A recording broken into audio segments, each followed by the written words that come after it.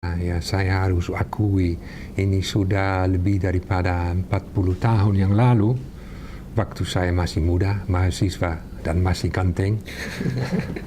Dan ini berbeda sekali hari ini. Tapi waktu itu saya tertarik sebagai mahasiswa kepada kemisteriusan Tan Malaka. Waktu itu ada beberapa buku mengenai riwayat hidupnya, misalnya mengenai sejarah nasionalisme, mengenai sejarah komunisme, dan di dalam buku-buku itu Tan Malaka disebut seringkali, tapi selalu ada tambahan bahwa banyak hal-hal dalam riwayat hidupnya belum diungkap dan akan tinggal misteri sampai ke abadi. Dan saya seperti mahasiswa yang berani pikir, saya akan coba membongkar semua rahasia dalam riwayat hidup Tan Malaka. Karena itu saya menulis skripsi tentang Tan Malaka sampai ke tahun 22. Sesudah itu saya menulis disertasi dengan riwayat hidup Tan Malaka sampai ke tahun 45. Dan yang terakhir ada terbitan buku tebal sekali dalam 3 jilid dalam bahasa Belanda. Ini tahun 2007. Dan ini buku 3 jilid 2.200 halaman, dan buku tebal itu sekarang dalam tiap-tiap tahun ada diterbitkan 1 jilid, dan sekarang kami ke jilid 5, buku kelima, dan ini juga jilid keempat dalam riwayat hidup Tan Malaka waktu revolusi. Dan juga Tan Malaka sebelum Perang Dunia Kedua, ia seorang misterius, dan ada mungkin selama 10 tahun tidak ada berita apa saja tentang Tan Malaka, dan di mana ia tinggal dan kegiatannya. Ia selalu di bawah tanah dengan nama samaran dan buronan untuk polisi rahasia Belanda, Prancis, Amerika, dan Inggris. Dan ia selalu berhasil meloloskan diri. Tapi apa yang terjadi, apa dibuat oleh Tan Malaka, teka-teki besar. Dan ini juga teka-teki berlangsung waktu Indonesia diduduki oleh Jepang. Tan Malaka waktu itu di Singapura, kembali ke Indonesia, tapi masih seorang di bawah tanah, masih orang buronan, karena Jepang juga ingin menahan Tan Malaka untuk digantung. Ini ia musuh besar dari imperialisme Jepang. Terus karena itu ia tinggal di Jakarta seperti seorang bawah tanah dan menulis buku yang paling terkenal dari Tan Malaka, buku Madiloch. Dan sesudah itu karena ia takut ditahan oleh Jepang, ia pergi ke Banten Selatan dan menjadi mandur dalam salah satu tambang batu arang. Ya. Dan hanya sesudah proklamasi, Tan Malaka kembali ke Jakarta. Ia tidak ikut dalam proklamasi, walaupun ia pernah menulis buku yang berjudul Nada Republik Indonesia. Ini dalam bahasa Indonesia menuju Republik Indonesia. Dan karena itu ia seorang yang pertama yang pakai nama Republik Indonesia, dan karena itu ia disebut Bapak Republik Indonesia. Tapi Bapak itu tidak ikut dalam proklamasi, hanya beberapa minggu sesudah itu ia pergi ke sahabat lama, Menteri Luar Negeri waktu itu, Subatjo, dan ia bilang, saya Tan Malaka dan saya mau mau memperkenalkan saya dengan tokoh-tokoh lain. Dan Subartjo sangat heran dan ia bilang, saya sudah tentu bahwa Tan Malaka mati. Tapi ia masih hidup dan ia diperkenalkan dengan Soekarno, dan Soekarno sangat terkesan oleh pengetahuan dan visi Tan Malaka, dan karena itu Soekarno menulis salah satu testament politik. Dalam testament politik itu Tan Malaka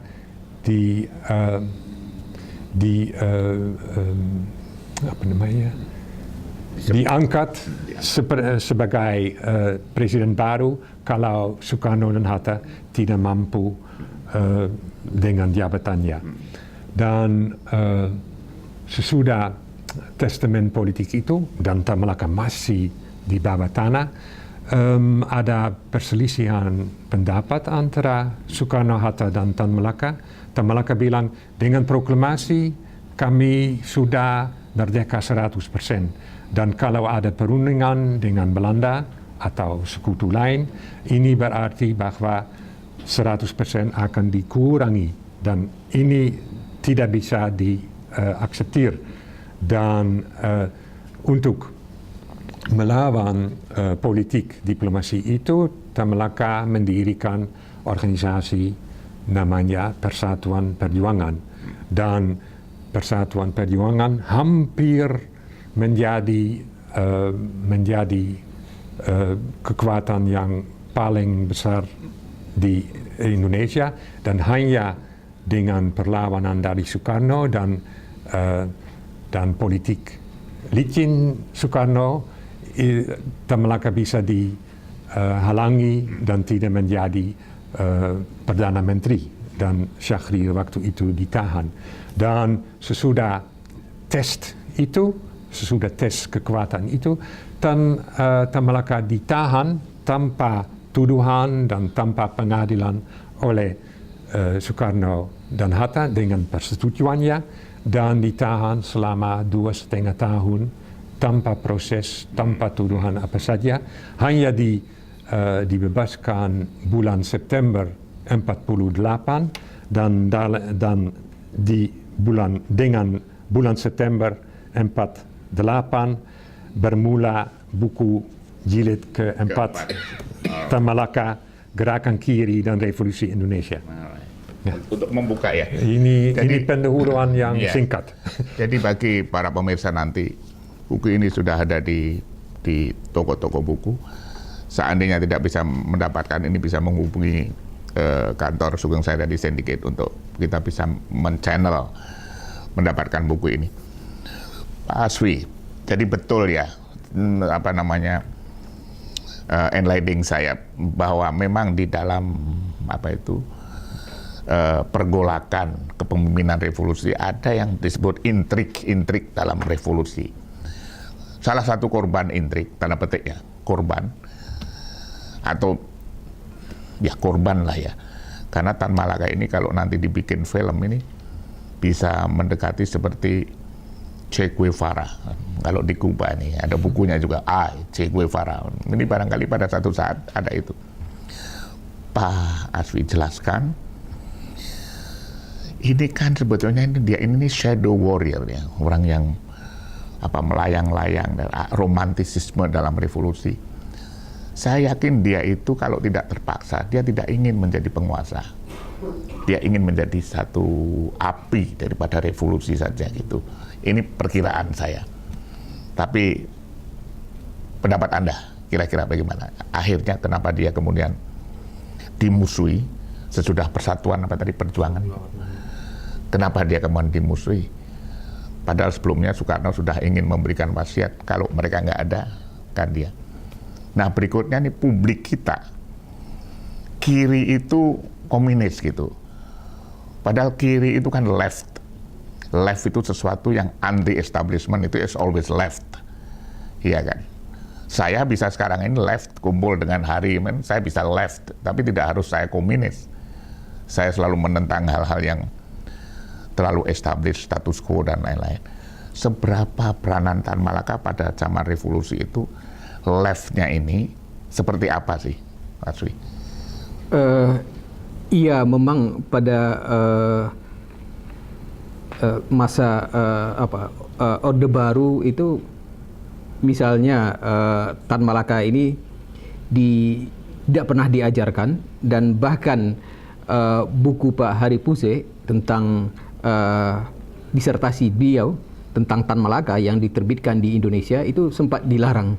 Alasannya kenapa? Karena Tan Malaka ini dianggap komunis.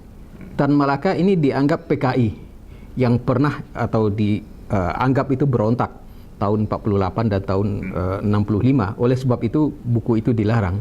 Tapi kita tahu bahwa Tan Malaka itu adalah orang yang sebetulnya mengkritik pemberontakan PKI tahun 26-27. Tan Malaka juga orang yang tidak ikut di dalam peristiwa Madiun tahun 48 misalnya. Dan di dalam berbagai hal, terutama pada masa revolusi, Tan Malaka itu berseberangan dengan PKI. Murba, partai yang dia dirikan, dan walaupun kemudian sesudah dia meninggal, itu sering bertentangan dengan PKI gitu.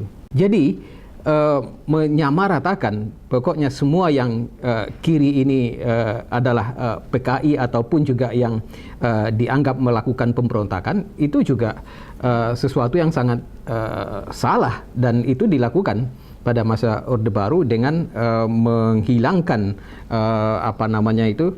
Tan Malaka dari daftar pahlawan nasional misalnya, walaupun dia sudah diangkat oleh Soekarno pada tahun 63 sebagai pahlawan nasional gitu. Jadi menurut saya gitu, ini yang dihilangkan di dalam sejarah pada masa pemerintahan Orde Baru gitu. Dan saya kira pada masa sekarang kita harus meluruskannya gitu. Kita harus menyatakan bahwa Tan Malaka itu adalah seorang tokoh yang sangat penting untuk perjuangan mencapai kemerdekaan. Dia yang pertama menulis tentang menuju Republik Indonesia ketika para founding fathers kita itu belum tahu apa-apa gitu. Dan buku dia itu dibaca oleh para pemimpin kita pada masa lalu. Mereka belajar dari buku Tan Malaka. Tan Malaka juga pada tahun 26 misalnya juga menulis di Tokyo. Di luar negeri dia menulis buku Semangat Muda. Dan buku itu juga sangat menarik. Jadi Tan Malaka itu sebetulnya menurut saya gitu, mungkin semacam guru. Dia bukan hanya guru di sekolah di Delhi, tetapi juga guru bagi pemimpin bangsa kita gitu. Melalui pemikirannya, melalui gagasannya gitu. Dan ini diwujudkan terus sampai ya misalnya setelah Indonesia merdeka, ketika dia membentuk Persatuan Perjuangan, ini menunjukkan gagasan yang tidak mau menerima kita ini ya pokoknya berunding dengan Belanda, status quo dan segala macam. Dia menentang itu. Jadi ya saya melihat sosok Tan Malaka ini sosok yang bukan sekedar oposisi, tetapi juga melahirkan alternatif demokrasi di Indonesia dengan sikap dia itu. Ya sayangnya ya revolusi itulah juga yang kemudian menghilangkan nyawa Tan Malaka gitu. Memakan dia sendiri. Revolusi memakan anaknya sendiri, dan Tan Malaka itu termasuk dalam kasus itu. Contoh utama.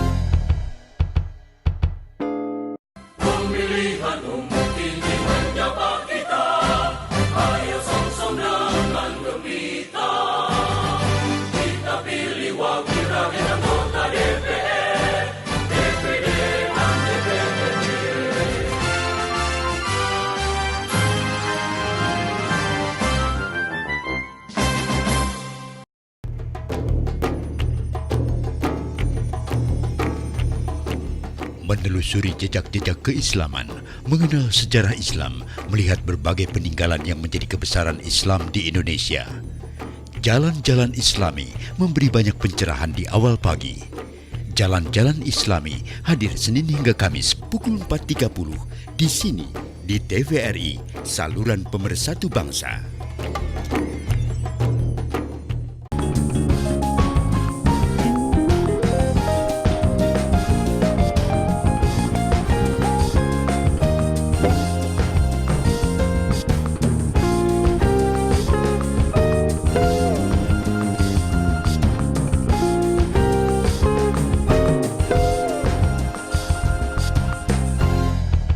Boni, untuk saya tadi dengar Anda, oke, kita sekedar sudah masa lalunya, present sudah kita, future-nya yang tadi Anda sebut di pembicaraan tadi kan ini.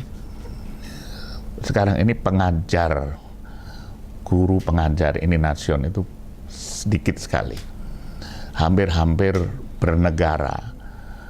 Ada Pramono Anung menulis buku yang terakhir, bertanya pada calon-calon anggota legislatif, kau berpolitik itu tujuannya apa? Berkuasa. Begitu dangkalnya. Jadi perlu guru memang. Jadi makanya nih dengan Tan Malaka ini akan membongkar bahwa Indonesia itu bukan tiap hari isinya Bung Karno, Bung Hatta, hanya itu saja. Kemudian kekinian isinya statement-statementnya SBY, statement-statementnya atau malahan filmnya Habibie. Film yang tentang hidupnya. Tan Malaka, kalau ini kemudian Anda lihat untuk kekinian, relevan tidak orang seperti dia ini? Sangat relevan. Saya sering bilang gini, Pak Sugeng, dari Soekarno kita belajar berkebangsaan yang baik. Dari Bung Hatta kita belajar kemandirian ekonomi. Dari Syahrir kita belajar demokrasi. Dari Tan Malaka kita belajar supremasi ilmu pengetahuan. Kenapa itu? Dalam Madilau, dia selalu mengatakan bahwa ada beberapa hal yang menghalangi rakyat, massa, orang Indonesia itu untuk maju. Salah satunya alam pikirannya yang disebut logika mistika. Itu yang dia sebut sebagai warisan masa lalu yang menghambat perkembangan ilmu pengetahuan. Karena lebih sering percaya sama hal yang mistik, sehingga yang logika, yang rasional tidak bisa diterima dengan baik. Dan sebagai senjata berpikir massa, sebagai senjata berpikir rakyat itu nggak bagus. Saya ingin menarik erudisi di dalam gagasan Tan Malaka itu. Bagaimana seorang Tan Malaka di tahun 40-an sudah bicara itu. Jadi saya sering mengatakan dia orang yang sebetulnya milik masa depan. Dia orang yang lahir terlalu cepat. Kalau lihat dari gagasannya sering kali melampaui masanya.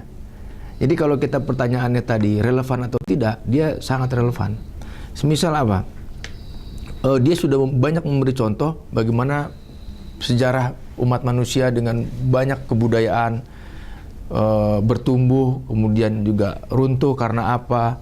Dia sudah jelaskan juga banyak hal yang dia jelaskan. Artinya dari Tan Malaka ini kita harusnya bisa memetik pelajaran bahwa pendidikan misalkan harus lebih baik, tahapan hal yang lebih teknis lah katakannya, pendidikan harus lebih baik, kemudian juga dia seorang yang sangat kosmopolitan, dia menguasai banyak bahasa. Kita bisa lihat dari sosok dia bagaimana jadinya kalau seorang politikus model dia gitu, ya kan, kosmopolitan, intelektual, seorang poliglot, menguasai banyak bahasa, pergaulannya baik, pemikirannya bagus. Yang sekarang hampir tidak ada itu. Ya mungkin tidak ada untuk Tan Malaka dan generasinya punya itu. Yang berikutnya dalam kaitannya dengan buku Pak Hari Puse, sekarang adalah saatnya mengajarkan kepada anak sekolah tentang sejarah sebagai satu pelajaran kehidupan. Khusus sosok Tan Malaka misalkan, kita ambil nilai-nilai kebajikan dari dia apa. Kemudian diberikan ke sekolah, ke anak-anak sekolah sebagai sebuah pelajaran, karena selama ini mereka nggak tahu siapa Tan Malaka. Dia tidak tahu orangnya, jangankan tahu pemikirannya, tidak tahu orangnya, tidak tahu apa yang menjadi satu hal yang lebih dari dia. Dan itu menurut saya sekarang harus dipelajari. Jadi kita harus belajar dari gagasan dia bahwa orang Indonesia harus mampu berimajinasi kalau kata Bung Karno. Berimajinasi dan bekerja seperti Tan Malaka bilang dengan rasional, dengan logika, mengembangkan ilmu pengetahuan, ya kan? Kemudian kita pelajari hidup dia yang sangat menarik itu. Bayangkan tahun 20-an dia menjadi orang wakil dari Komintern, ya kan? Dia berpindah-pindah hidup, pernah ditangkap di Filipina, pernah diadili di sana. Kemudian dia menjadi wakil Komintern, dia ikut sidang Komintern. Dia orang yang sangat modern pada zaman itu, ya kan? Orang yang menurut saya sekarang pun kita sulit cari pembandingnya. Tapi bukan berarti tidak bisa. Jadi kalau kita sekarang orang sering bilang terpuruk atau ya, kemunduran, kita di masa lalu punya orang-orang seperti Tan Malaka yang kita bisa pelajari. Very good. Yeah. Pak Hari, almost impossible ya, hampir nggak mungkin di tengah-tengah situasi yang serba digital, di tengah-tengah situasi yang serba global, consumerism, kemudian serba Pepsi Cola, Coca-Cola, serba Hollywood. Memang sekarang ini kalau orang kayak Tan Malaka itu bisa menginspire pada zamannya. Sekarang yang menginspire ini kadang-kadang kan baru Bill Gates misalnya menginspire. Kemudian bisa Steve Hawking misalnya yang seperti itu. Pertanyaan saya, sesungguhnya Tan Malaka ini kalau ditaruh zaman sekarang, dia ini believe in capitalism, neoliberalism, atau dia memperjuangkan sosialisme, atau apa Mas Hari? Ya, yang terakhir, ia seorang sosialis dan ia menyebut diri selama hidupnya sebagai seorang komunis. Dan ini berarti ia penganut Marxisme. Dan penganut Marxisme itu Tan Malaka dipengaruhi oleh situasi di Indonesia. Dan sudah disebut oleh Mas Boni bahwa Madiloch satu karya sangat penting dan original juga karena ia coba untuk menerapkan Marxisme kepada situasi Indonesia, situasi khusus dan istimewa di Indonesia. Dan ini percobaan upaya yang belum pernah dicoba, dan Tan Malaka saya kira dengan sukses beri analisis itu, dan ini upaya yang harus dikagumi khusus karena ia menulis buku tebal itu, buku filosofis, buku ideologi, buku dengan analisis sejarah, tanpa sumber apa saja. Waktu Jakarta diduduki oleh Jepang dan Tan Malaka pergi tiap-tiap hari ke perpustakaan untuk menulis bukunya. Tapi sumber buku ilmiah tidak ada. Dus karena itu apresiasi untuk Madiloch harus ditingkatkan ke atas karena situasi suasana menulis buku itu. Dan saya setuju dengan Pak Asfi bahwa Tan Malaka pertama seorang guru, seorang inspirator, dan ia mencoba untuk menjadi politisi, tapi ini bukan sukses. Ia gagal di beberapa waktu penting dan di beberapa situasi penting untuk muncul, untuk tampil ke muka dan beri alternatif terhadap Soekarno dan Hatta. Dan ini mungkin sanksiannya dipengaruhi oleh hidup sebagai buronan selama 20 tahun dan kehidupan sebagai buronan selama ini harus menyiapkan wataknya dan kepribadiannya. Dan karena itu kalau waktu kembali di Indonesia dan ia tidak bisa berfungsi sebagai seorang biasa masyarakat. Alright. Aswi, jadi buku Madilog ini bisa diterbitkan kembali? Oh iya, sekarang sudah bisa diterbitkan kembali. Walaupun juga banyak orang menilai ini buku yang tidak mudah untuk dibaca gitu. Jadi perlu juga semacam pengantar untuk menjelaskan isinya, menjelaskan pemikiran Tan Malaka. Tapi seperti dikatakan Pak Harif Hussein tadi, ini sebuah buku yang dibuat ketika belum ada internet, ketika belum ada Google gitu. Tapi dia dengan pemikirannya, dengan pengalamannya itu berhasil membuat buku itu gitu. Nah, pada satu ketika pernah Tan Malaka itu mengatakan bahwa Yesus itu meninggalkan Injil, dia bilang Nabi Muhammad itu meninggalkan Al-Quran. Dan ini pada tahun 48 dia katakan, saya meninggalkan Madilog.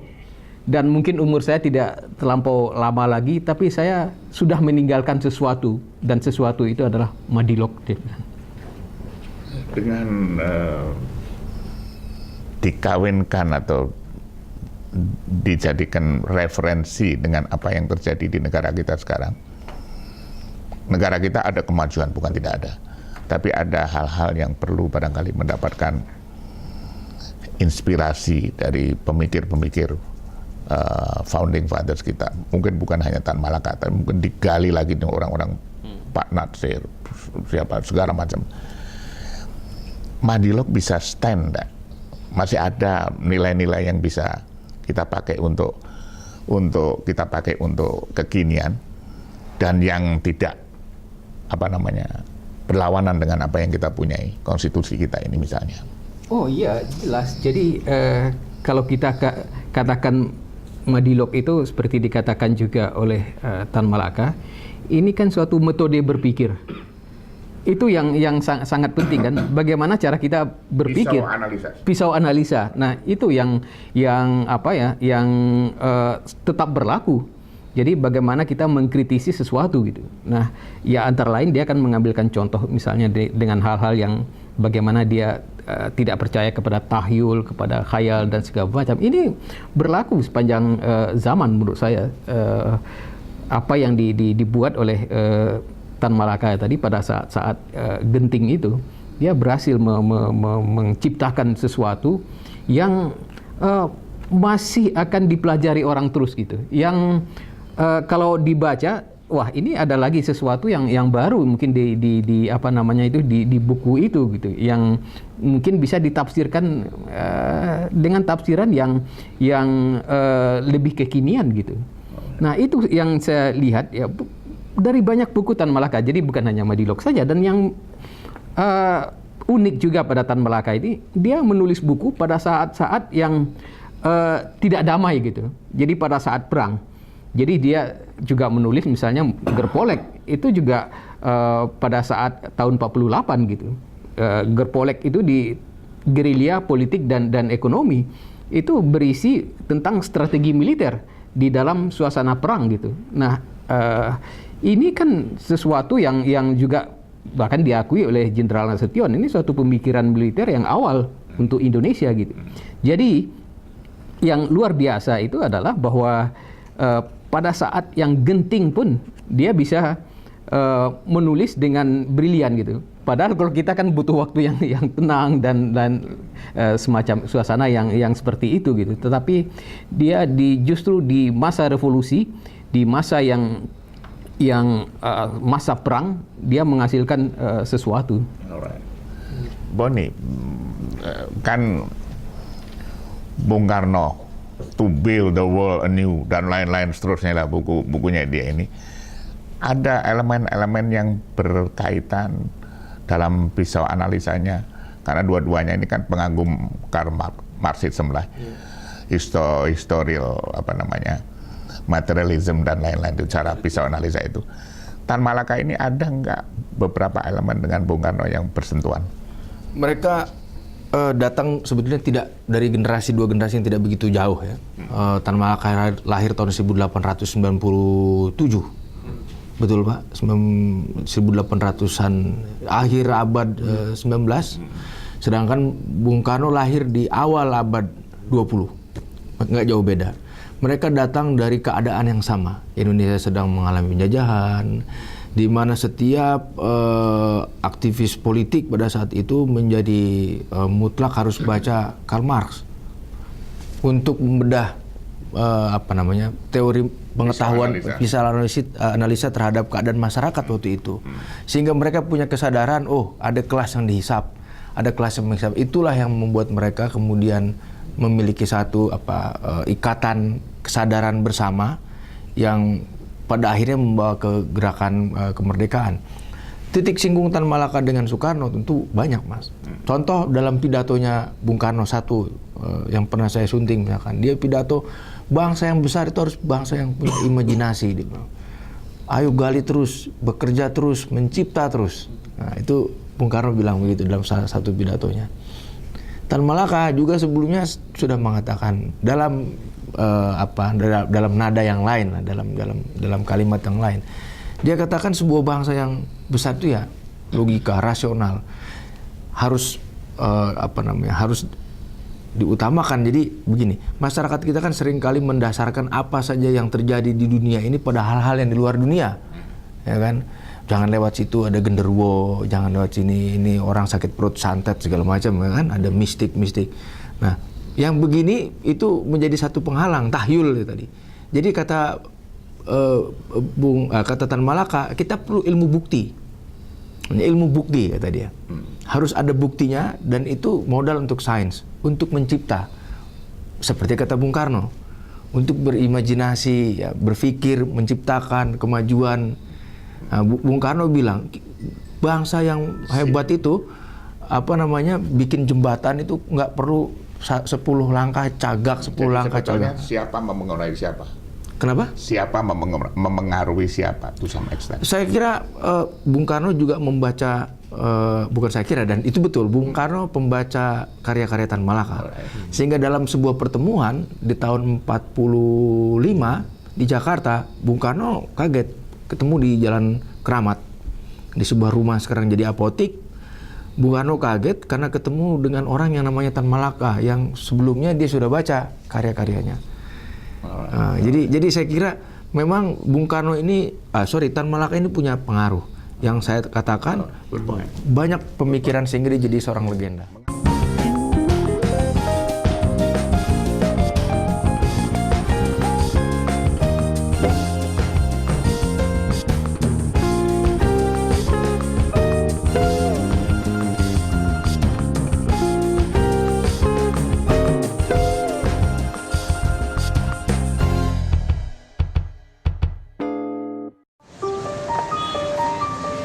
Ya. Kita pamit dulu Bu ya. Ya, hati-hati anak ya.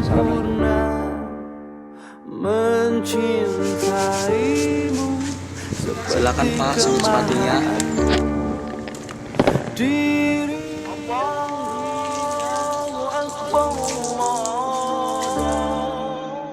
Jadikanlah sabar dan sholat sebagai penolongmu. Mohon belas kasih-Mu.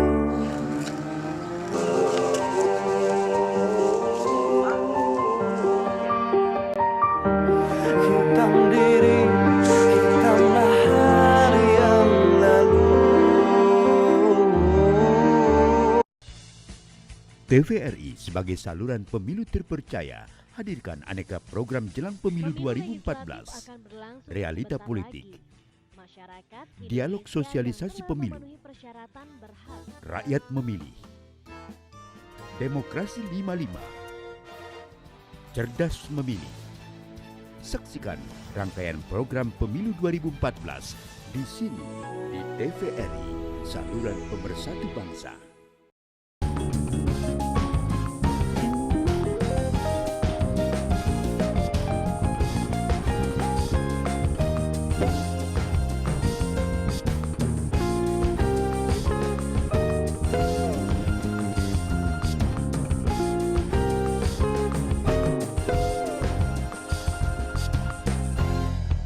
Kenapa saya bertanya itu, Pak Ari? Supaya terbuka perspektif daripada publik. Jangan lagi hanya karena Tan Malaka itu ateis, kiri, kemudian stigmanya komunis. Karena kita punya pengalaman tahun 65, pengalaman sejarah yang sedang digali oleh Haswi, What's the Real There, itu kita tunggu bukunya dia. Kemudian sengaja saya bertanyakan siapa mempengaruhi siapa, ternyata tidak masalah. Artinya Tan Malaka punya pengaruh dalam intelektualitas kepada Bung Karno, there is nothing wrong with that. Jadi Pak Hari,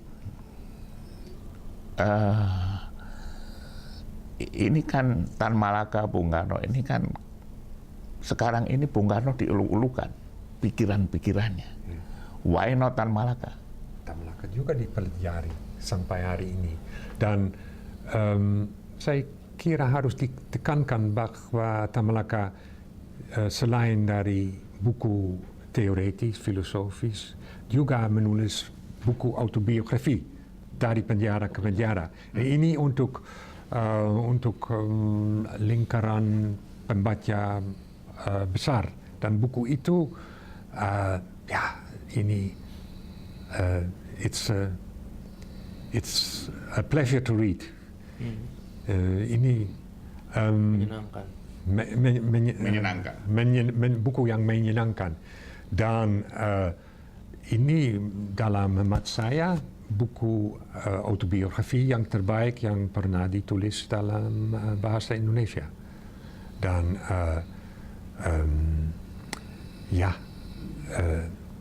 dicetak ulang beberapa kali, dan ini juga bukti sukses buku itu.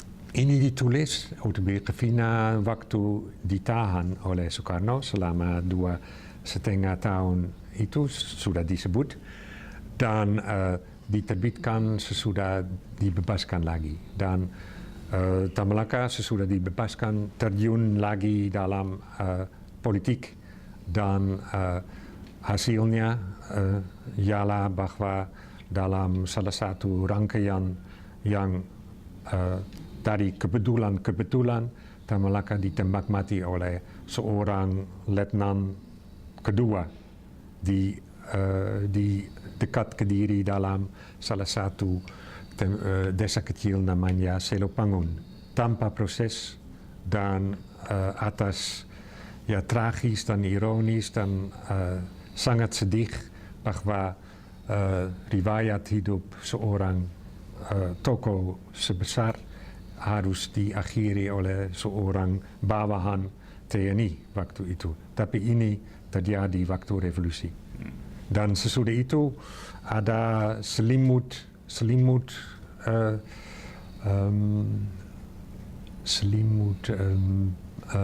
kerahasiaan menutupi semua oleh seorang yang terlibat, dan selama 30-40 tahun tidak ada informasi apa saja tentang nasibnya. Dan hanya riset yang saya bikin dalam tahun 90-an membukti bahwa Tan Malaka ditembak mati di sana, dan juga mungkin dimakam di sana. Dan makamnya masih mungkin.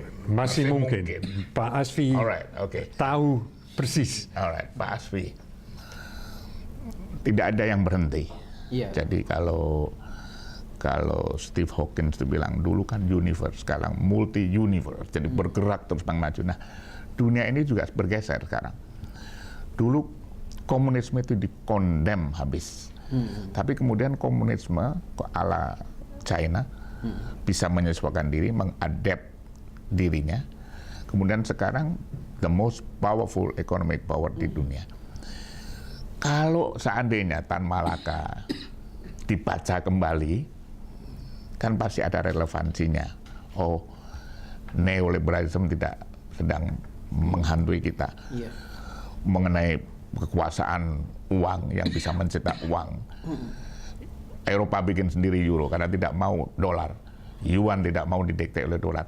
Saya kira waktunya ini awareness terhadap sejarah, kita punya library di Indonesia, ada semua nggak ini Tan Malaka ini? Atau kita perlu lembaga swasta kemudian mendorong seperti yang dia sudah berapa tahun tidak tertutup, clouded, tidak pernah tahu ada pemikir-pemikir lain di luar Bung Karno, Bung Hatta, tapi ada juga Tan Malaka. Barangkali ada yang lain-lain. Aswi. Ya, yang menggembirakan sekarang ini kan perkembangan teknologi. Orang dengan Google itu bisa mencari apa saja dan siapa saja gitu, dan termasuk juga kehidupan tokoh gitu. Nah, diiringi juga dengan penerbitan buku-buku tentang banyak tokoh yang tidak kita ketahui selama ini, ataupun juga seperti Tan Malaka yang pernah dilarang diterbitkan dan dilarang. Dan sekarang ini sudah setiap tahun kita lihat misalnya buku Pak Harif Hussein ini diterjemahkan tentang Tan Malaka. Tetapi kan tokoh itu ya sekali lagi bukan hanya Tan Malaka, tapi kan juga banyak tokoh yang lain yang perlu diangkat gitu. Banyak tokoh yang juga berjasa kepada negara ini, kepada perjuangan kita yang perlu juga diterbitkan gitu. Banyak tokoh yang selama ini dicap, dan begitu cap itu melekat, tokoh itu selamanya itu dianggap hitam. Saya ambil contoh Subandrio misalnya.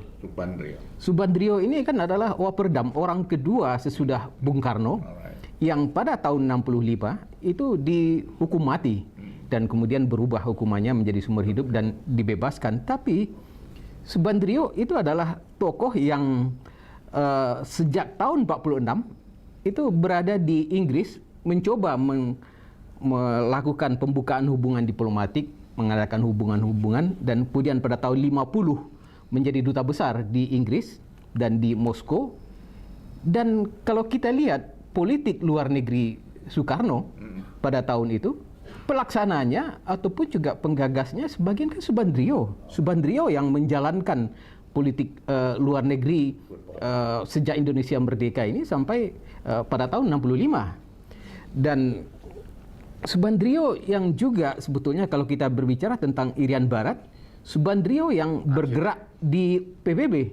Arsitek dia. Dia arsitek dari politik diplomasi Indonesia pada saat itu. Ya, tetapi kan apa yang terjadi pada tahun 65 itu menyebabkan Subandrio dicap sebagai Durno, Haji Peking dan oleh angkatan 66. Nah, iya, dia menjadi korban. Tetapi kalau kita balik lagi atau buka kembali sejarah, kita harusnya mendudukkan juga peran dan jasa Subandrio itu. Itu misalnya salah satu contoh yang menurut saya juga layak diangkat gitu, yang selama ini dihilangkan dia dengan satu tuduhan Durno Haji Peking gitu. Padahal ya dia orang di belakang layar dari dia mempunyai role untuk negara ini pada waktunya. Pada waktu itu gitu. Nah, itu yang menurut, dan kalau kita lihat sebetulnya pengadilan Mahmilub khusus untuk Subandrio. Saya tidak berbicara tentang tokoh-tokoh yang lain ya, baik tokoh yang PKI maupun tokoh dari angkatan bersenjata. Tapi khusus Subandrio, saya membaca dengan seksama bahwa dia bukan PKI, dia tidak terlibat sama sekali G30S. Tidak ada bukti keterlibatannya. Tapi kan karena dia diinginkan dihukum, itu saja waktu itu. Pemerintah menginginkan ada pendukung Soekarno yang harus dihukum, dan dia adalah orang kedua sesudah Soekarno, maka jadilah itu hukuman itu. Jadi ini yang saya kira perlu diingatkan lagi, atau kita perlu menerbitkan buku lagi tentang sebetulnya apa peran Subandrio di dalam politik luar negeri Indonesia, apa peran Subandrio di dalam pembebasan Irian Barat. Kita perlu menulis buku tentang bagaimana sebetulnya sudah terjadi tragedi seorang menteri luar negeri Indonesia. Itu yang sangat penting. Jadi mengapa saya tadi merefer film The Game of Thrones? Jadi korban selalu. Jadi ketika ada persaingan untuk berkuasa, meskipun Subandrio itu memiliki kekhususan peranannya pada waktu itu, anak-anak umur 21 tahun, 20 tahun kayak saya tahun itu, yang tahunya kan hanya Bung Karno bubarkan PKI itu tidak. hanya itu. Tapi The Game of Thrones kalau difilmkan di dalam kemelutnya Bung Karno, inti-intinya itu kita tidak tahu. Ini yang mau difilmkan, mulai kesadaran sejarah, I don't mind. Kapasitas intelektualitas saya justru ini dibuka. Karena ini pelajaran agar kita itu mengerti arah daripada Republik ini sekarang ini secara benar. Jadi di sana ada Tan Malaka, di sana ada Bung Karno. Tidak hanya Bung Karno saja, ada Subandrio, peranannya bagaimana? Ada juga misalnya Khairul Saleh, ada Soekarni. Kalau di penyair ada Hairil Anwar, ya kan? Semuanya ini harus dibuka gitu loh, Boni. Yang penting menurut saya dari soal sejarah ini adalah kita jangan terjebak ke glorifikasi masa lalu. Itu yang harus penting. Jadi membuat masa lalu seperti jauh lebih hebat, lebih agung. Yang berikutnya dari sejarah kehidupan Tan Malaka dan generasinya, kita harus belajar juga tentang politik adalah soal mempertarungkan gagasan. Good point. Sehingga orang bisa hidup, bisa berubah hidupnya, bahkan bisa mati karena gagasan ketika berpolitik. Tan Malaka, Amir Saripudin, dan begitu banyak tokoh politik pada saat itu mati karena gagasannya. Dihukum karena gagasannya, bertarung politik karena gagasannya. Dan kalau kita perhatikan dan kita pelajari, gagasan mereka itu sama-sama kalau mereka bilang ya untuk rakyat. Bung Karno, Bung Hatta, Bung Sahrir, semua bertarung mereka dalam arena politik yang sama, dalam satu tempat yang sama, namanya Republik Indonesia. Tapi mereka bertarung gagasan dan mereka ada yang dipenjarakan karena gagasan. Nah, kemudian juga kita belajar bahwa di sejarah kita ada kekerasan. Nah, artinya apa? Sekarang politik mestinya arena pertarungan gagasan untuk membuat hidup orang banyak lebih baik. Itu kan, kita berangkat situ kalau dari sejarah. Yang kedua, kekerasan yang menimbulkan korban itu tidak lagi semestinya berulang. Karena kita sudah punya masa lalu yang gelap seperti itu. Kemudian apalagi ketika sudah ada pertarungan gagasan, korupsi di dalam arena politik menjadi satu hal yang seharusnya juga menjadi sejarah gitu. Jadi ada yang kita bikin sejarah korupsi, ya kita bikin sejarah lah, kita bikin masa lalu korupsi, dan kita tarik pelajaran dari masa lalu tentang tadi bagaimana politik yang kita pelajari dari generasi ini adalah satu pertarungan gagasan untuk membuat kehidupan lebih baik. Alright. Saya kira seperti itu.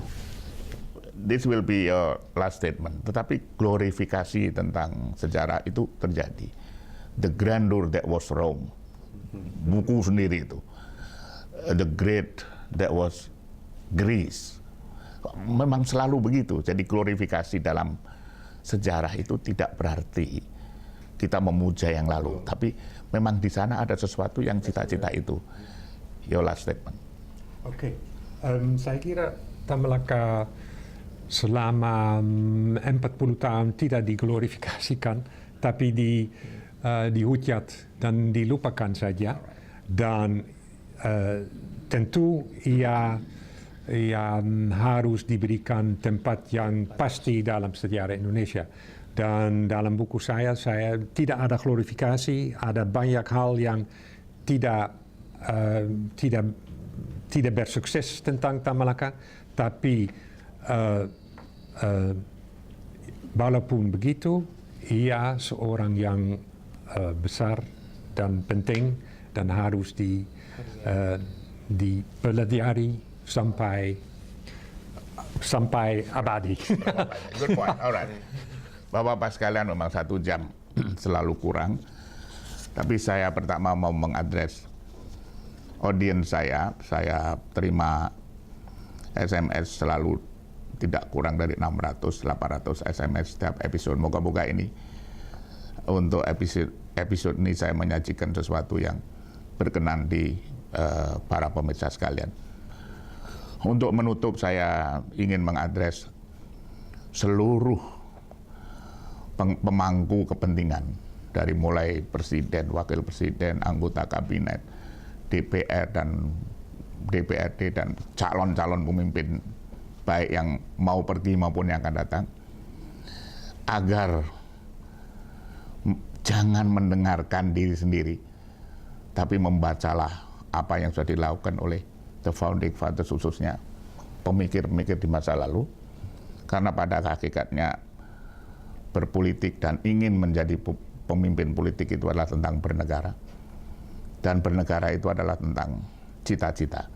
Dan cita-cita itu oleh sekian banyak, termasuk Tan Malaka dan banyak lagi orang-orang yang sudah mengorbankan jiwa raganya untuk Republik ini, kemudian menjadi buku yang namanya konstitusi. Jadi kita tidak usah terlalu berlebihan. Cita-cita kita itu adalah konstitusi. Karena pada hakikatnya sesudah kita mengerti tentang berpolitik adalah tentang bernegara, kita semua ini, ajaran Tan Malaka masih sangat relevan. Kita semua ini adalah sebuah cita-cita. Insya Allah besok kita masih akan melihat matahari terbit dari ufuk timur dan tenggelam di ufuk barat. Assalamualaikum warahmatullahi wabarakatuh.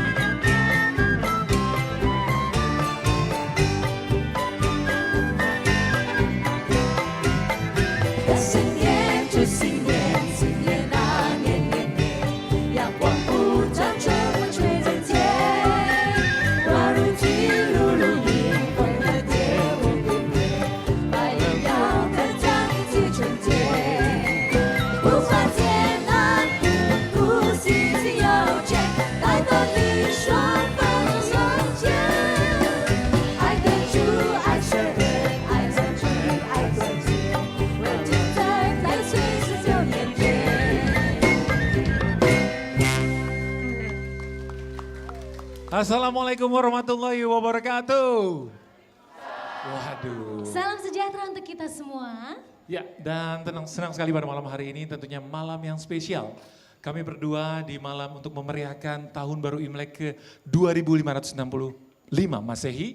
Dan saya Julian Dik Ismail beserta rekan saya. Saya Joanna Sarah, kami berdua ingin mengucapkan Gongsi Facai, Xiangyang Kuanli, Wan Shi Ruyi. Boleh kita kasih tepuk tangan, wah luar biasa sekali malam hari Yang ini. artinya Julian, Apa artinya? semoga kesehatan, kesuksesan dan kemakmuran senantiasa